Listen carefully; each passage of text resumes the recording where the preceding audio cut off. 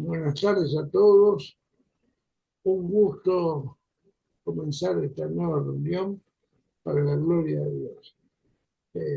Y bueno, queremos invitarlos a todos los que quieran participar en este grupo de oración y llamamos reunión grupo casero de Fernando y Alejandro.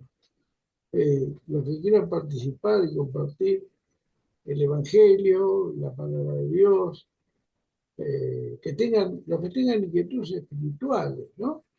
Inclusive que no compartan exactamente nuestro punto de vista, con mucho gusto, está abierto para escucharlos, inclusive en los comentarios, contestarlos.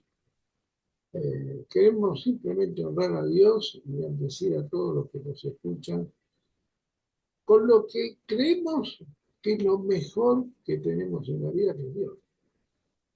Esto lo hacemos para la gloria de Dios y porque además creemos sinceramente, ¿no, Fernando? Que lo mejor que tenemos en esta vida es Dios, ¿eh? Así que realmente es un gusto poder compartir al Señor Jesús la homilía al día que le vamos a compartir aquí Fernando y invitarlos a participar. Me pueden dejar un teléfono, un mail en los comentarios y los invitamos. Pues, se pueden suscribir los que están interesados en apoyarnos bueno, darle like, como dicen ahora, una campanita, ¿no? Pero sobre todo nos importa la gloria de Dios y que conozcan la gracia de Jesús. Bueno, para todos una buena semana y ahora con mucho gusto lo vamos a escuchar a Fernando. Adelante, Fernando. Muy bien, bueno, saludo a todos. Hoy las lecturas de este día, lunes 27 de octubre del 2025, es San Pablo a los Romanos, Romanos 8, del versículo 12 al 17.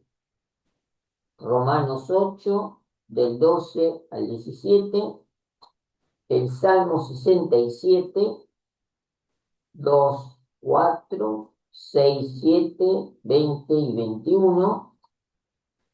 Y el Evangelio San Lucas 13, del 10 al 17. Muy bien. Entonces, empezamos.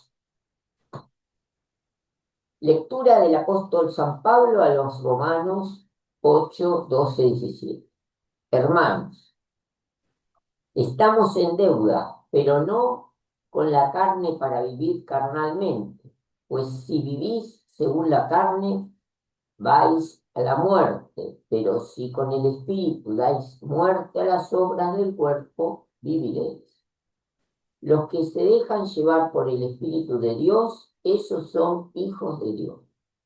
Habéis recibido no un espíritu de esclavitud para recaer en el temor, sino un espíritu de hijos adoptivos que nos hacen gritar, Abba, Padre. Ese espíritu y nuestro espíritu dan un testimonio concorde, que somos hijos de Dios y somos hijos, también herederos, herederos de Dios, coherederos con Cristo, ya que sufrimos con Él para ser también glorificados en Él. Amén. Amén. Y el Salmo dice, nuestro Dios es un Dios que salva. Se levanta Dios y se dispersan sus enemigos. Huyen de su presencia los que lo odian. En cambio, los justos se alegran, gozan en la presencia de Dios, rebosan en alegría. Padre de huérfanos, protector de viudas, Dios vive en su santa morada. Dios prepara casa a los desvalidos, libera a los cautivos y los enriquece. Bendito el Señor cada día. Dios lleva nuestra carga en nuestra salvación. Nuestro Dios es un Dios que salva y el Señor Dios nos hace escapar de la muerte. Nuestro Bien. Dios es un Dios que salva. Amén. Bueno, yo voy a leer la lectura El Evangelio del día, lectura del Santo Evangelio según San Lucas, 13 del 10 al 17, capítulos 10 al 17. Un sábado enseñaba Jesús en una sinagoga. Había una mujer que había una mujer que desde hacía 18 años estaba enferma por causa de un espíritu. Estaba encorvada sin poderse enderezar de ningún modo.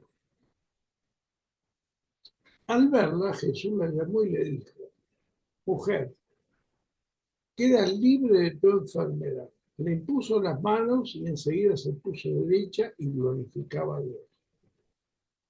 Pero el jefe de la sinagoga, indignado porque Jesús había curado un sábado, se puso a decir a la gente: hay 6 días para trabajar, venid pues a que os curen en esos días, sino en sábado.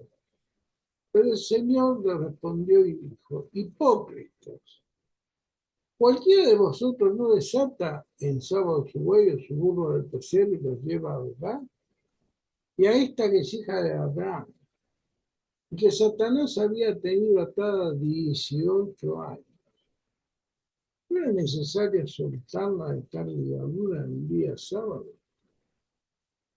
Al decir estas palabras, sus enemigos quedaron abochornados, y toda la gente se alegraba por las maravillas que hacía. Amén. Amén. Muy bien. Bueno, vamos al comentario de la primera lectura. Habéis recibido no un espíritu de esclavitud para recaer en el temor, sino en un espíritu de hijos adoptivos que nos hace gritar: Abba, Padre. La vida del esclavo es la de obedecer a la fuerza de las órdenes de su dueño, sin saber que ni cómo ni por qué hace lo que hace. Es la suya una existencia sometida a la voluntad del otro, y en tiempo de Jesús y de Pablo, además, con un estatuto jurídico muy similar al de un simple objeto. El esclavo obedece sin saber nada más que ha de obedecer. La distancia con su amo es tal que queda completamente anulado, deshumanizado, sin estatuto de persona. Está sometido y hundido bajo el peso de la ley y de su situación. Esa analogía es la que Pablo utiliza en la carta a los romanos para hablar de la condición humana anterior a Cristo, bajo el pecado y la ley. Pero Pablo recuerda que por el bautismo y por la percepción del Espíritu de Dios, esa condición de los seres humanos ha cambiado radicalmente. Por el Espíritu de Jesús hemos dejado de ser esclavos, sometidos a la ley de no saber, a la ley del pecado y la muerte, para convertirnos en hijos de Dios. Jesús, al asumir nuestra condición humana, la eleva y la transforma. Por la recepción del Espíritu es por la que dejamos de llamar a Dios amo para llamar Padre, con la misma expresión que Jesús utilizó: Abba. Muy bien, y Oh, vamos. eh, quería comentar que Abba, en realidad quiere decir papito, ¿no? Es lo que estoy Papito. diciendo. Ah, Bueno, en, adelante. en hebreo, en arameo. Sí, la verdad que Sí, no. Sí, en arameo debe ser. sí, está. Muy bien, vamos al comentario del Evangelio. Mujer, quedas libre de tu enfermedad. La comunión de la curación de una mujer sometida a 18 años de enfermedad, que narra hoy Lucas, tiene dos claves centrales de enseñanza. Una como misericordia, y la compasión con el que sufre está por encima de toda consideración. El dolor de alguien ha de movernos con la urgencia de buscar cómo sanar, cómo cuidar, qué hacer para tratar de curar el dolor de quien nos sale al encuentro. La compasión, la misericordia nos urge como cristianos. Debería ser el motor que nos haga actuar.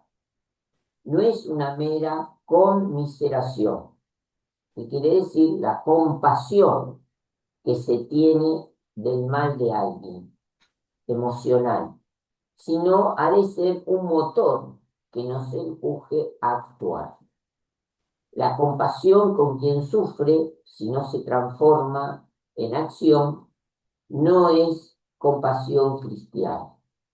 Y la otra enseñanza es la crítica profunda a la absolutización de las normas por encima de las personas. ¿Qué hace Jesús a los jefes de la sinagoga? Hay una carga de profundidad al modelo religioso del judaísmo de su tiempo en ese grito de hipócritas que lanza, que tendremos que preguntarnos si en algo nos interpela también a nosotros aún. Una crítica a la comprensión de la relación con Dios, desde la legalidad del cumplimiento que antepone la norma a la persona y que tiene la imagen de Dios en un juez legalista, un amo de esclavos que ordena y solo nos queda cumplir y que olvida que Dios es sobre todo un Padre de amor. Bueno, estos comentarios los escribió el fray Vicente Niño Orti del convento de Nuestra Señora de Atocha, Madrid, sacerdote dominico. Amén. Muy bien. Bueno, ¿usted quiere comentar algo? Dos cositas, o sea, en este evangelio dos cosas a remarcar, ¿no es cierto? Una, muchas veces el cristiano actúa como cumplimiento, cumple las normas, pero después miente, ¿no es cierto? Y bueno, en este evangelio Jesús nos dice que eso no lo tenemos que realizar. Y después el de ponernos en el lugar del hermano y ponernos a su disposición y hacer todo lo que podamos. Y como dice acá el comentario, tener compasión, misericordia nos surge como cristianos para actuar, ¿cierto? Y el segundo caso, lo que nos explica en cuanto a las normas, que no hagamos, esto se lo escuché una vez a un sacerdote, el cumplimiento. Cumplo, pero después miento. Así que bueno. Amén. Amén. Bueno, este, eh, en cuanto a lo que dice este, Pablo, creo que estamos todos de acuerdo en que este, eh, es fundamental que dejemos que la gracia de Dios nos guíe, ¿no? Pero también reconozco que la lucha entre el espíritu y la carne siempre va a existir, ¿no?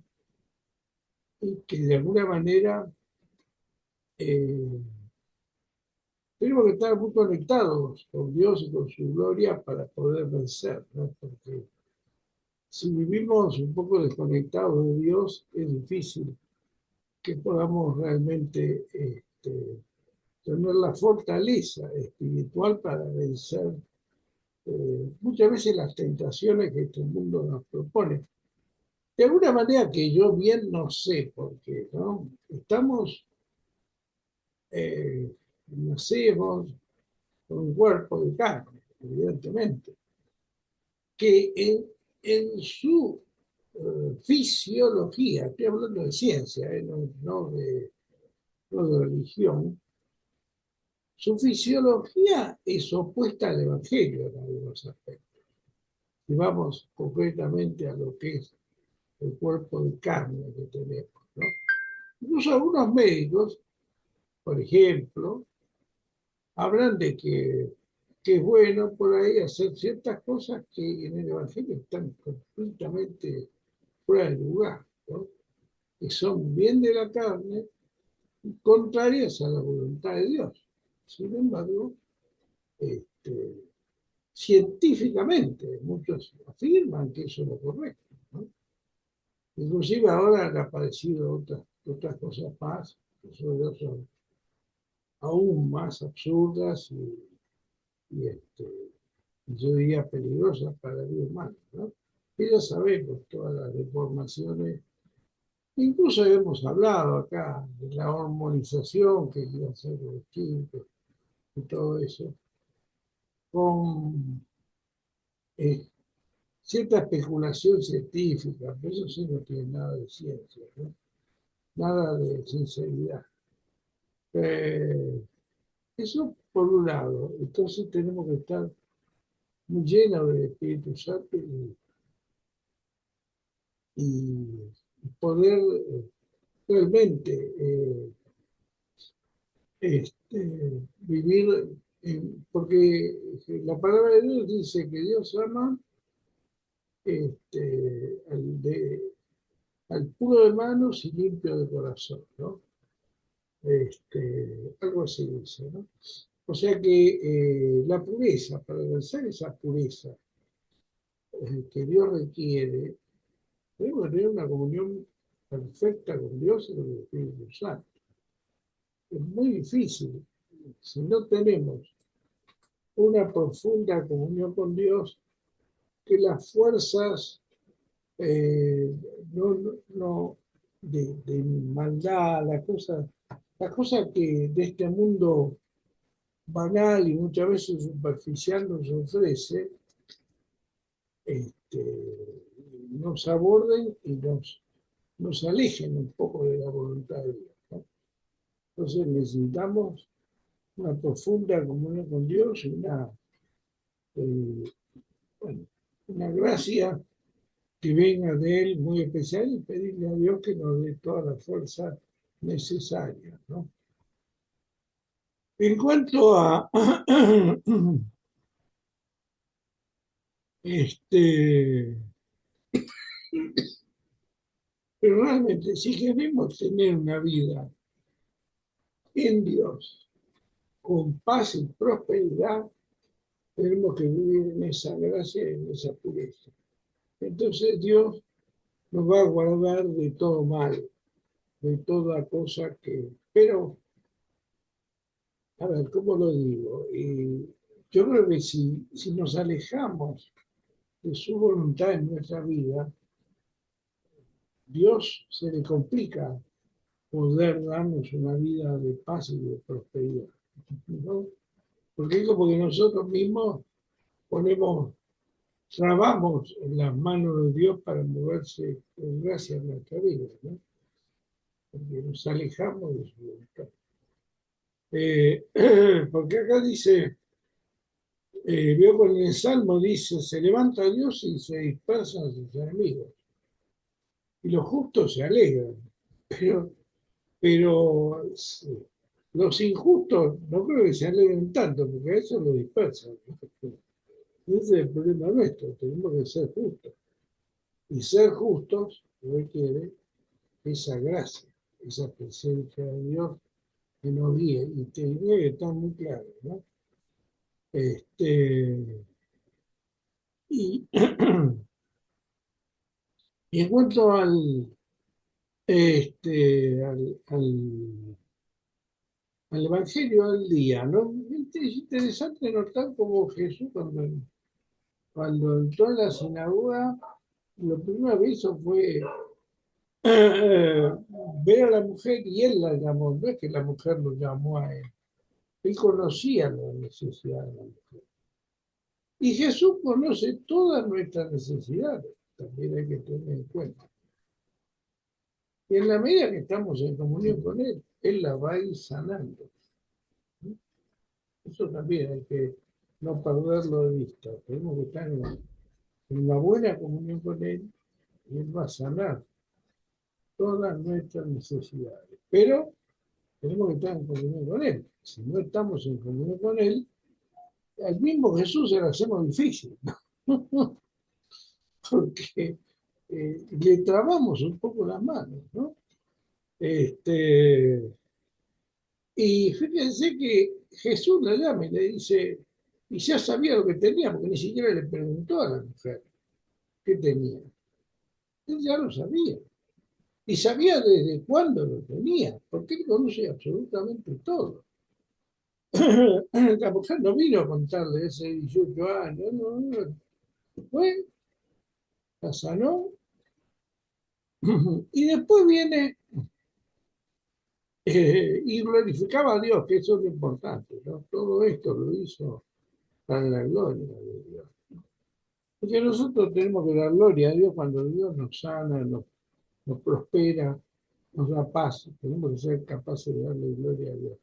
Pero la mejor forma de darle gloria a Dios es hacer su voluntad. Porque si le damos gloria a Dios y después no lo hacemos, puede ser una expresión de agradecimiento, pero lo que quiere Dios es finalmente que vivamos para su gloria, ¿no? Pero lo interesante es la reacción del jefe de la sinagoga, que impuso un criterio legalista, por un lado. Yo creo que ahí se mezclan dos cosas, ¿no? Si bien no lo dice la Biblia, pero el jefe de la sinagoga estaba indignado. Dos o tres cosas se mezclan, ¿no? El primer aspecto es que a mí siempre me sorprendió cuando yo veo estas reacciones, cómo el pueblo aclamaba a Dios y se maravillaba de lo que decía. Ahora, el jefe de la sinagoga era un hombre como usted y como yo, también. No era un robot, ni una máquina, ni un perro, ni un gato, era un hombre. Y si era un hombre, tenía que comprender que Jesús había hecho un milagro extraordinario, que Jesús había hecho sin preguntarle nada a la mujer y sabiendo lo que tenía, la había sanado. Y hasta le había dicho desde cuándo lo padecía.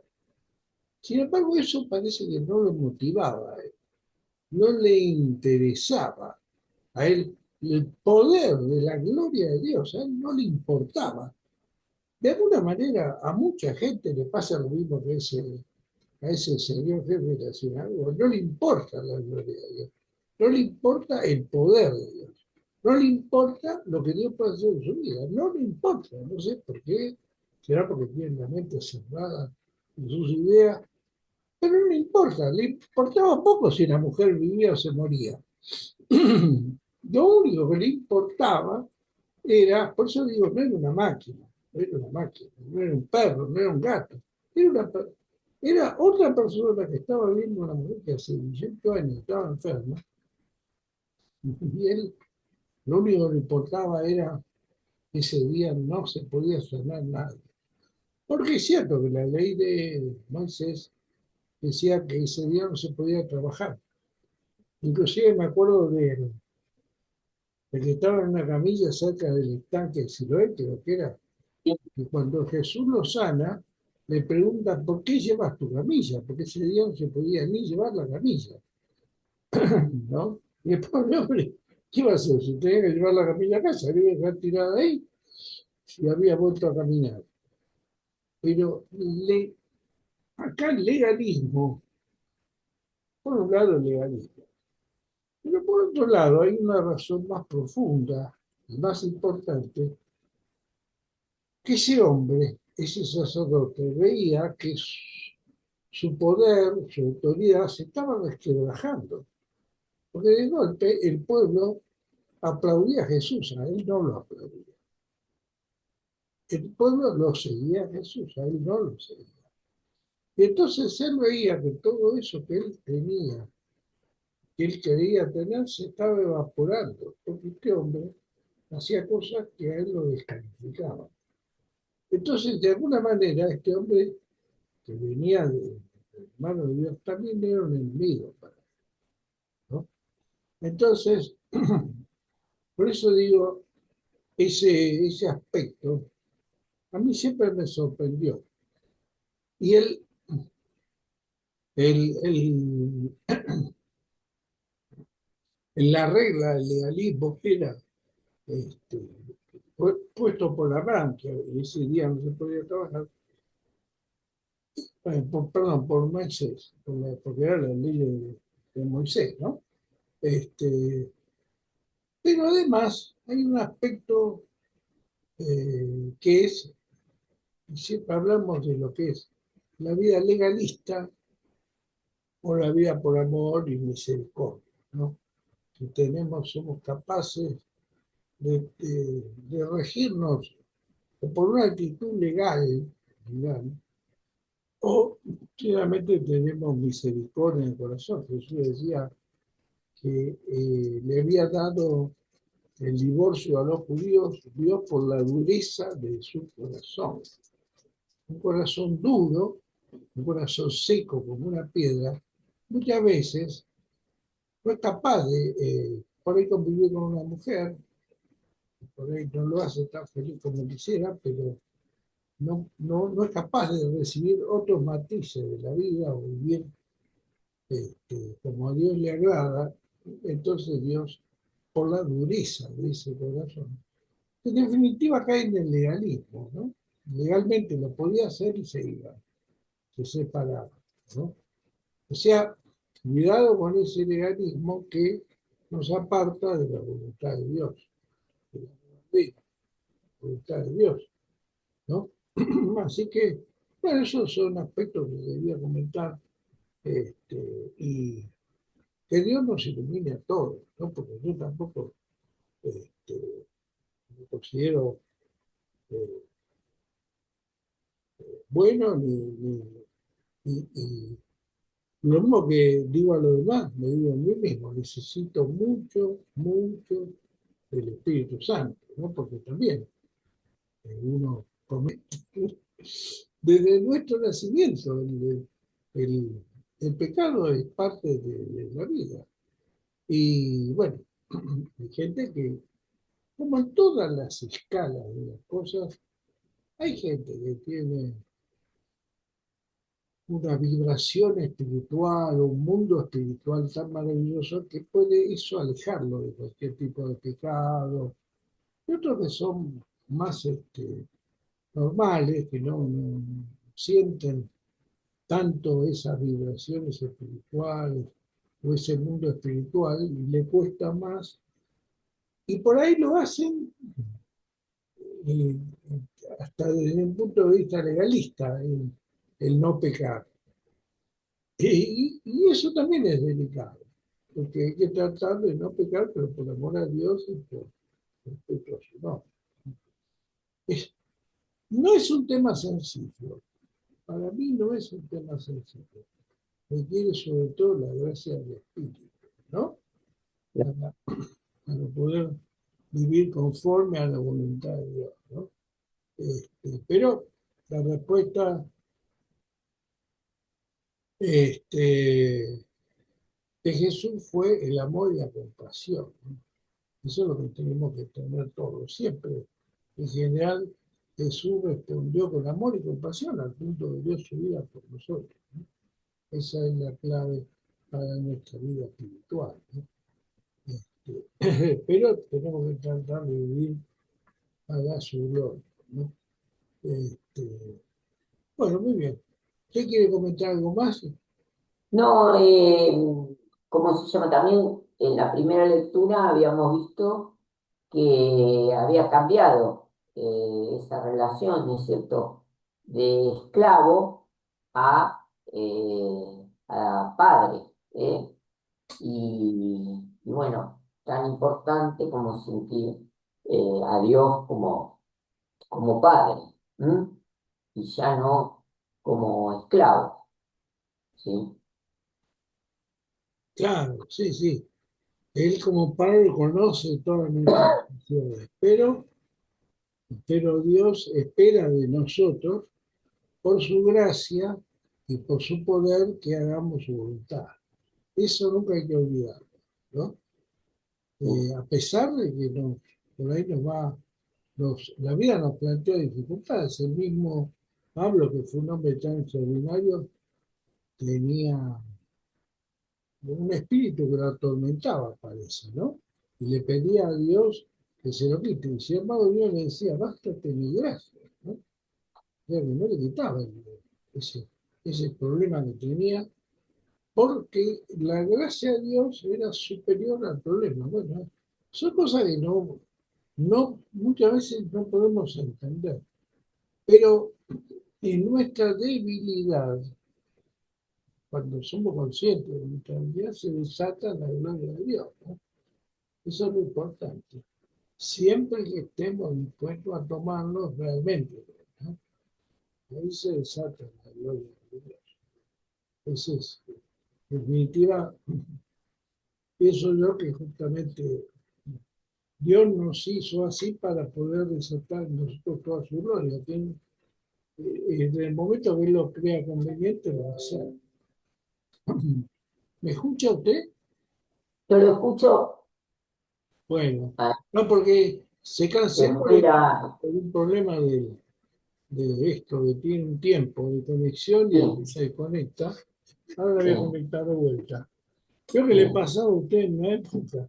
Ah, no, se descargó el teléfono. Bueno, lamentablemente no tengo, se me acabó la cámara. Ah, No sé, porque estoy usando un teléfono que se quedó sin pila. Bueno, ah. igualmente ya creo que hemos terminado por hoy. Sí, ya terminamos y le digo la oración final. Eso, yo quería que cierre usted y ya lo cerramos. Bueno, bueno, muy bien. Bueno, gracias a todos. Saludamos también hoy a Juan Carlos, que no está. Si Dios quiere, estará para la próxima reunión. Y rezamos por todos, por Juan Carlos, por Alejandro, por Mirta, por mí, y bueno, por todos los que después van a escuchar o mirar el video. Y como dijo Alejandro al inicio, si quieren participar, se comunican con él y bueno, son todos muy bienvenidos. Y rezamos la oración al Espíritu Santo. Oh Espíritu Santo, amor del Padre y del Hijo, inspírame siempre en lo que debo pensar, lo que debo decir, cómo debo decir, lo que debo callar, cómo debo actuar, lo que debo hacer, para gloria de Dios, bien de las almas y mi propia santificación. Espíritu Santo, dame agudeza para entender, capacidad para retener, método y facultad para aprender, sutileza para interpretar, gracia y eficacia para hablar. Dame acierto al empezar, dirección al progresar, perfección al acabar. Amén y amén. Amén. Bueno, Bueno, muchas nos gracias, despedimos hasta la Fernando. próxima. Buena semana, ¿eh? Que siga Chao bien. Alejandro, chao Juan Carlos, chao a todos. Chao para Buenas todos. Bueno, la próxima vez contaremos con Juan Carlos, que ahora está de viaje. Bueno.